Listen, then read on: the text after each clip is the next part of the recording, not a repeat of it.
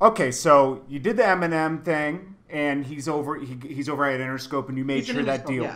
Yeah, and you made sure that deal went through properly. Exactly. And then what happened after that?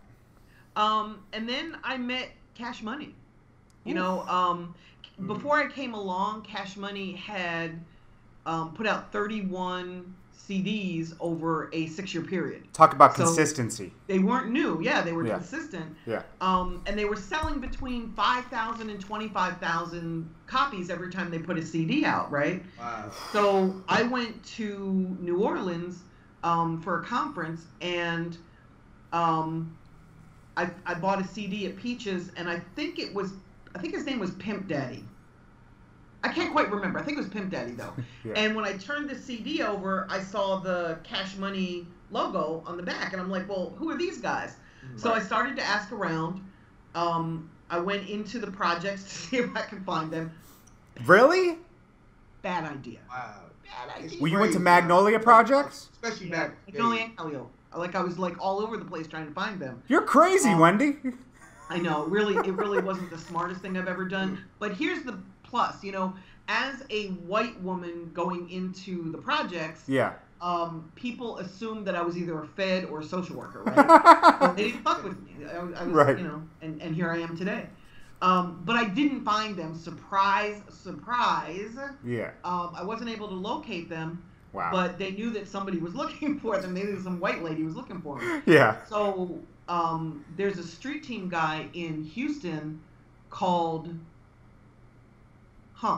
Lump, excuse me. There's two guys in Houston, Hump and Lump, and I always confuse them. One was behind I'm trying to blank on his name, oh my God. Little Flip. One was behind Little Flip, the other was the street team guy. Oh, wow. Right? So, so the street team guy, Lump, was working with Cash Money, working with Baby and Slim. So he called me and said, hey, you're the deal lady, and these guys are looking to get a record deal. I'm like, oh, who are they? And he said, well, they're Baby and Slim, they're Cash Money. I'm like, Cash Money? Oh my God, I've been looking for them. Where have they been? Yeah. So when I got to speak to them, they're like, oh, you're the white lady that was looking for us. I'm like, yeah, the white lady that was looking for you. So at that point in time, this was in August of 1997. At that point, we decided that I would shop them a deal, but I needed them to sell more than just 5,000 to 25,000 copies. Yeah. Because I knew that to get a good label deal, they would have to be selling like 75,000 to 100,000 copies of each release. And the only reason they weren't was because they were working just in New Orleans and Houston, like that whole I-10 corridor, right? That's where they were working. So they were dropping off their own CDs at local hip-hop shops. Yes, absolutely. That's crazy. Yeah, they were doing it like... Guys, this is the term out the trunk. Out the trunk with Yes, out the trunk. We had that work in the trunk. Yeah. Absolutely. But they were, like, fans really loved their music. Like, their whole movement was just incredible, right? Yeah. Myself included. And when I started working with them, I expanded their marketing area from just that I-10 corridor to the entire South. At that point in time, the attorney that was helping me shop the deal, his name is Peter Thea. Peter's firm also represented 3-6 Mafia. So we were able to put Cash Money out on tour with 3-6 Mafia throughout the Mid-South to sort of expand their territory. Oh, wow. So Cash Money was opening up for 3-6 Mafia? Yes. Wow. You never know it because there's so many artists with Cash Money, they rented a tour bus. And, these guys were making indie money, so they had money. It looked like 3-6 was opening for them, even though that wasn't the case. Right. That's crazy. Cash Money was pulling up in a tour bus, and 3-6 was pulling up in, a little white van. So basically, not to cut you off, no, because Baby said, when I was 18, I had $1 million. And you basically confirming that. When I met them, they were millionaires. Absolutely. Wow. Yep. Salute the I mean, they had the talent. Like, I didn't find the talent. They already had the package. Who was the talent on the label at that time? Shine it up. Who was the talent at that time on the label? BG was the biggest selling artist. Juvenile was there then. Wayne was there. Wayne was actually my favorite. Yeah. Wayne was the most lyrical back then, but he was young. Yeah. Their favorite was BG. They also had Magnolia Slim, who became Soulja Slim later. He was originally part of the team. A female rapper, Miss T, I think her name was. Okay. I think she was part of the original. UNLV was part of the original. So BG was the biggest selling artist. Wow. Yes, BG had sold 25,000 CDs. Because when we think Juvenile, right?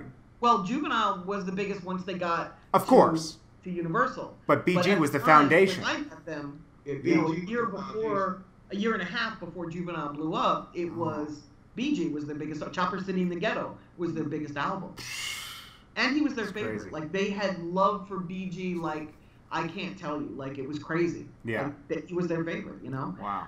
And so we shopped them for 9 months. Our first offer was for Juvenile. From Penalty Records. It was for $75,000 just for Juvenile. Okay. Wow. And you know the value of Baby and Slim was they let me say no for 9 months. Like they got it. They understood they were making more money than they were getting offered. Can I tap into something, guys? The power of no is powerful. I mean, my God, yeah. When you have when you're able to say no, that's priceless. It is, because it showed the labels that they weren't going for the okie doke.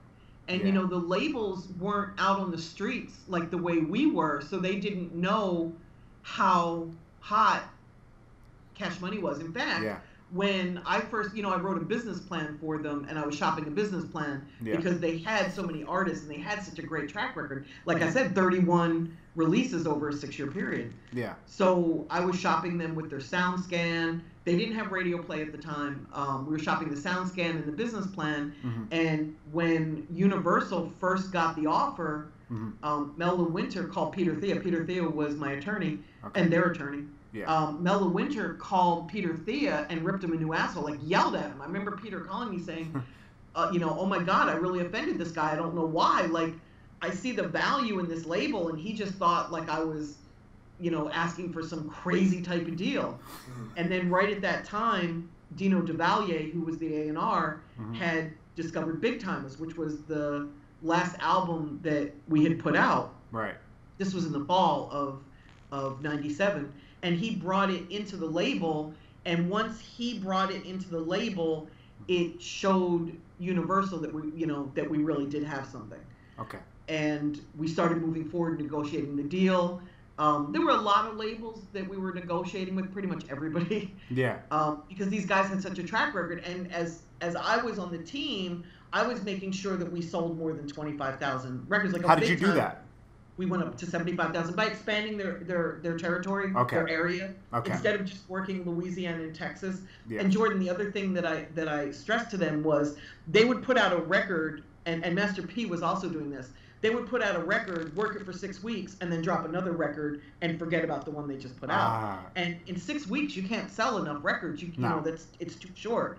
So I had them dropping less music and focusing longer. So we were able to work the Big Timers from when we started negotiating the deal all the way through the spring. Yeah. And that focus, and we got up to 70,000 SoundScan CDs.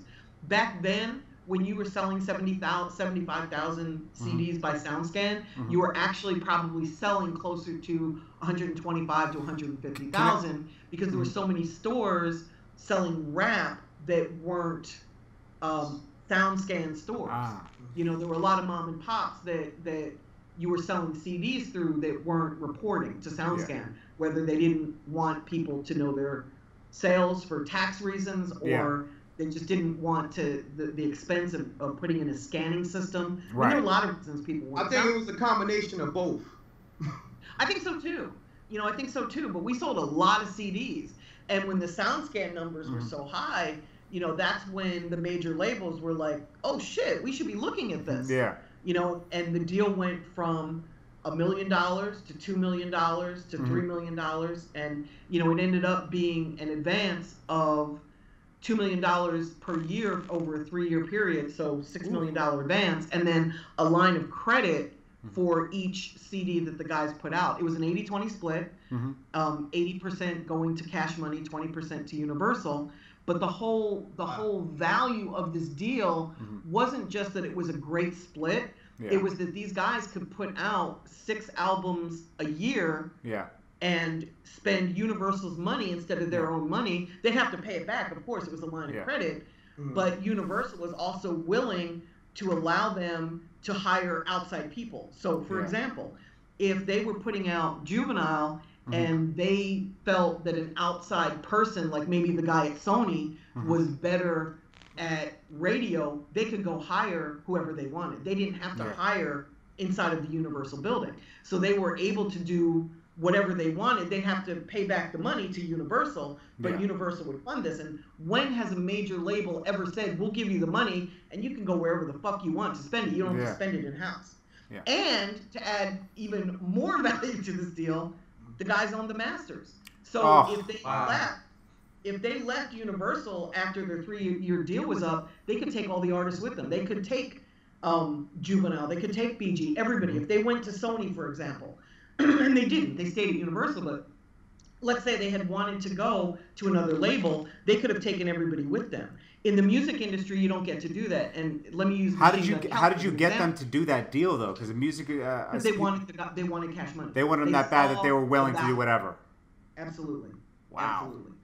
You know, there's a point where you're negotiating deals and you get to an amount of money that's almost ridiculous. And then you can kind of back down on some of that money and say, you know what, instead of giving me this last, X amount of dollars, give me the masters instead. Or that's a great negotiating technique that I've never thought of. That's good, ingenious. Yeah, absolutely. Yeah. It's not, the truth is, it's not about the money. Like, these guys were making money. Everybody needs money, right? I'm not money. But when you're doing a deal, sometimes there's shit that's more important than the money, like the success, and at that point at that time in the deal, Master P, No Limit was on a decline and Cash Money was just coming up. So one of the ways that I was pitching Cash Money was they're the new No Limit. And everybody saw how successful No Limit was, and we proved by them having a 6-year track record that they weren't new to this and they weren't going away anytime soon. Right. And look how long they've lasted. They've been one of the longest lasting independent labels in rap music, and urban music. So it's really kind of exciting. Yeah. Now, like I started to say, and I'm going to use Bad Boy and MGK as an example, right? Okay. When Bad Boy left Interscope because Puff didn't own the masters, MGK had to stay at Interscope, and Bad Boy left and went. Can you imagine that Puff Daddy's not getting a better deal than Cash Money? I mean, that's weird, right? Well, he could have if he weren't all about the advances. Like, when you're an independent label, the more you get on the back end, the less you get up front, right? Yeah. So you've got to kind of weigh the pros and cons. And once you start getting advances, it's really hard to stop. Because if somebody's willing to hand you $1 million up front, you can use that $1 million to fund your label and do whatever. Yeah. But it's very hard to stop taking that money and say, okay, I'm just going to take it on the back end. Because when you get money on the back end, it doesn't come in big chunks. It comes in steady, small chunks. Why didn't I'd rather have the steady small myself. Me too. Yeah. Now, why didn't you stay with Cash Money after the deal was broken? Why didn't I stay with them? Yeah. Because they forgot to pay me. Ooh. We'll get to that later. Yeah. That's a lot. That's in the losses category. And there's so much on the internet right now about that I'm not going to. We don't even have to get into that.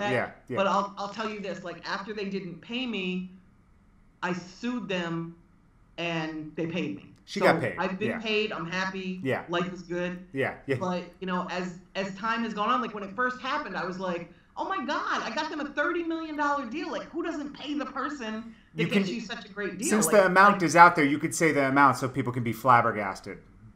It was a $30 million deal. I mean, when I had to prepare for court, we were 20 months in, and Cash Money had made $70 million at that point. So even though it was a $30 million deal, they were already a $100 million company. Can you say what they defaulted you on? Say it again? Can you say what amount they defaulted you on, or is that out there? No, okay. I can't. Okay. I signed a non-disclosure. Okay, so we'll leave it at that. But it was a way smaller amount. It was the price of a Lamborghini. Okay. Okay. That's fair. It was the price of a Lamborghini. Hey. Okay. But she's happy now, guys, so let's let it in the past. Yeah. It's just history. It's hip-hop history. It's just hip-hop history, right? Yeah. But at the time, I didn't understand, like, why would they do that? And, you know, they say that time heals all wounds because as time has gone on, I've realized that they don't pay anybody. Like, they've been sued so many times for non-payment. I mean, look what's happening with Wayne right now. I mean, who would have thought that would ever happen, you know? Not me. Yeah. I gotta tell you, if Wayne was signed to me and was making me all those millions, I would cut him a check butt quick. And if my contract said that I only had to pay him $1 million and I was making, you know, $50 million from him, I'd be like, dude, take 10. I know what Rec wants to say. I know what Rec wants to say. I want you to funny you said that because Irv Gotti just said that. He said, if Wayne was my artist, I'll pay him double. Me too.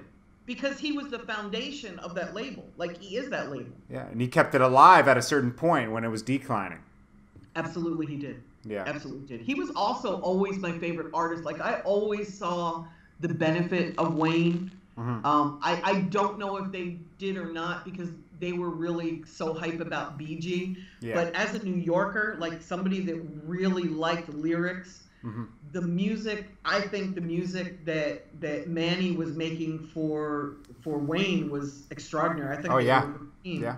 And I think that Wayne was the one artist that could last without Manny. Like, he went on and excelled even without Manny as a producer. Yeah. So you saw the second coming of Lil Wayne back then. Yes. Wayne was like 13 and he was just incredible. He's gotten less lyrical as he's aged, but when he was 13, he was wicked with it.